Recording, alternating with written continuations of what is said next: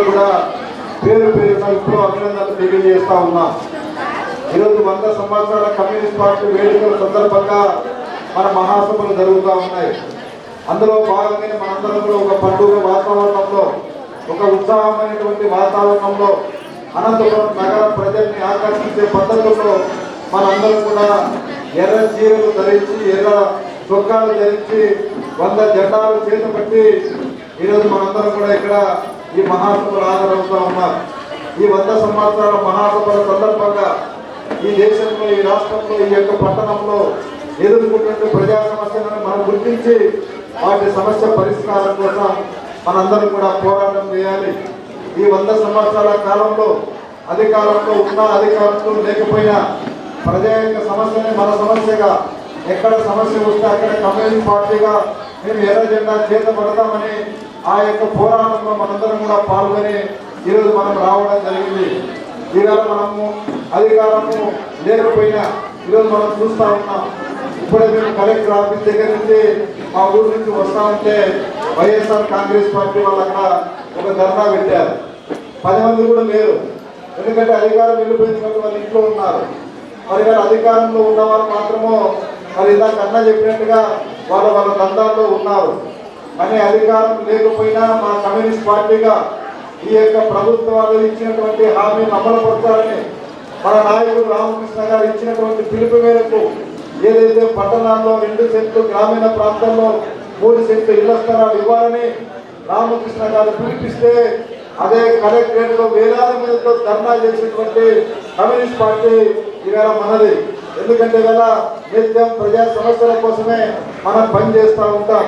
ఇలా మనము ఈరోజు పేద ప్రజలకు ఎలాంటి సంక్షేమ పథకం వచ్చిందన్నా అది రేషన్ కార్డు కావచ్చు, ఇళ్ల స్థలాలు కావచ్చు, దున్నేవానికి భూమి కావచ్చు, పంటల బీమా విషయంలో కావచ్చు, ఉపాధి హామీ సంబంధించిన పనులు కావచ్చు, లేదంటే మహిళలకు సంబంధించినటువంటి హక్కుల విషయంలో కావచ్చు, కార్మికుల హక్కులు కావచ్చు, ఇవన్నీ సాధించినామంటే అది 100 సంవత్సరాల్లో మన ఎర్ర జెండా కమ్యూనిస్ట్ పార్టీ చేసినటువంటి పోరాటాల ఫలితంగానే ఇవాళ అవన్నీ కూడా పేద ప్రజలకు వేరే ప్రభుత్వాలు అందిస్తూ ఉన్నాయి. మరి అట్లాంటి పోరాటం కలిగినటువంటి కమ్యూనిస్ట్ పార్టీలో మనందరం కూడా పనిచేస్తూ ఉన్నాం. ఇంకా ముందుకు పోవాల్సినటువంటి అవసరం ఉంది, నిర్మాణ పరంగా ముందుకు పోవాల్సినటువంటి అవసరం ఉంది, నిర్మాణంగా బలోపేతం చేయాల్సినటువంటి అవసరం ఉంది. రానున్నటువంటి స్థానిక సంస్థల ఎన్నికల్లో ఇలా మన అన్న ఏదైతే మనకు చెప్పాడో తప్పకుండా దాని మీద మనం దృష్టి పెట్టాలి. ఎందుకంటే అనంతపురం రాష్ట్రంలోనే అనంతపురం జిల్లాకు ఒక ప్రత్యేకమైన స్థానం ఉంది. ఈ అనంతపురం జిల్లాలో అనంతపురం నగరానికి ఒక ప్రత్యేక ఇచ్చినటువంటి పరిస్థితి లేదు. అందుకోసం మనం అనేకమైనటువంటి పోరాటాలని మనం నిర్వహించినాం, మన పెద్దలు నిర్వహించారు, మనం నిర్వహిస్తూ ఉన్నాం. భవిష్యత్తులో కూడా అలాంటి వాతావరణాన్ని మనము తీసుకురావడం కోసము ఇవాళ ముందుకు పోవాల్సినటువంటి ఉంది. అందుకోసమే సంస్థాగతంగా మన పార్టీని బలోపేతం చేసుకుని మనం ముందుకు పోయి ఆ రకంగా ఈ నగరంలో మరి ఈ జిల్లాలో కూడా అనేకమైన ప్రజా పోరాటాలకి ఈ ఎర్ర జెండా కమ్యూనిస్ట్ పార్టీ నాయకత్వం వహించింది. అనేకమైన త్యాగాలతో ఈ కమ్యూనిస్ట్ పార్టీ నడిచింది. ఈవేళ PIBR నీళ్ళు వస్తూ ఉన్నాయన్న, ఈవేళ HLC నుంచి నీళ్ళు వస్తూ ఉన్నాయన్న, మరి అదేవిధంగా అందరూ నీళ్ళు వస్తూ ఉన్నాయన్న. ఆనాటి DK ఆదమరెడ్డి గారు మొదలుకొని మన రామకృష్ణ జగదీశ్వర వరకు కూడా వీరోచితమైనటువంటి పోరాటాలు చేశారు. కాబట్టి ఈ జిల్లాలో ఇవన్నీ కూడా జరుగుతూ ఉన్నాయి. ఈ జిల్లా ముఖ చిత్రంలో, ఈ జిల్లాలో ఉన్నటువంటి చరిత్రలో ఎర్ర జెండా కమ్యూనిస్ట్ పార్టీకి ప్రత్యేకమైనటువంటి పేజీ ఉంది. ఆ పేజీ ఎర్ర జెండాతోనే మనం తీసుకుని పోయినాము.